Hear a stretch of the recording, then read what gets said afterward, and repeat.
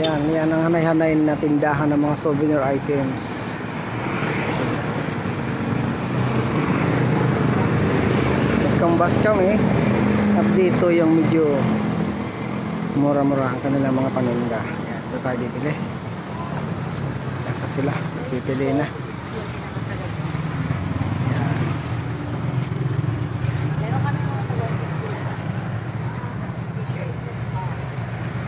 Yung mga ganitong items, mga pang souvenir, pang pasalubong ba, mga mura lang naman siya.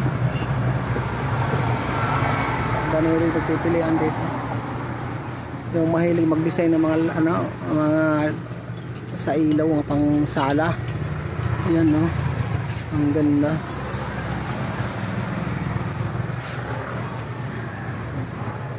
Sari-sari mga items, makakabili ka dito ng pang souvenir items.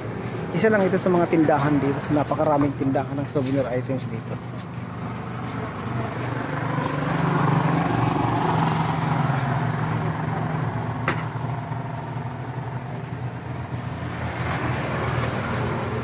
Busy sila sa pagpipili. Umagap na kami ng pamimili at mamaya pag nag-uwian yung galing sa Toro, daming tao dito.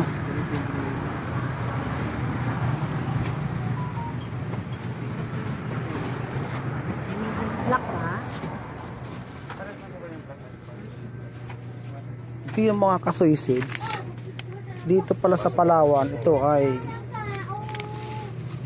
product talaga dito sa Palawan ng kasoy seeds.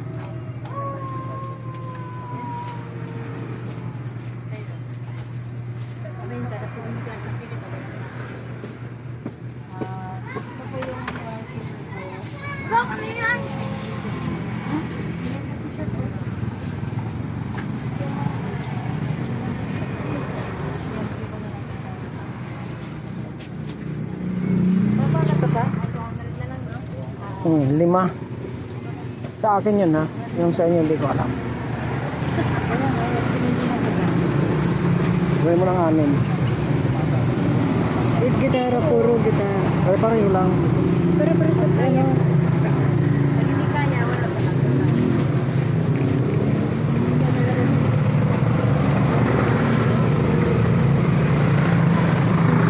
Gitara nga ang gusto ko. Ayun. Puro gitara na lang bibili. Di wag na yan. Para magsipag-gitara sila. Yun ang wala sa atin sa church natin, ng gitarista eh. Kaya gitara ay pamimigay ko sa kanila. Ito sa akin.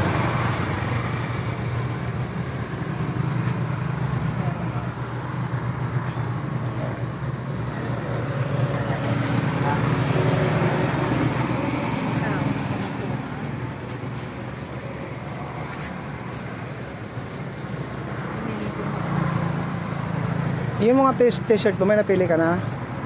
T-shirt?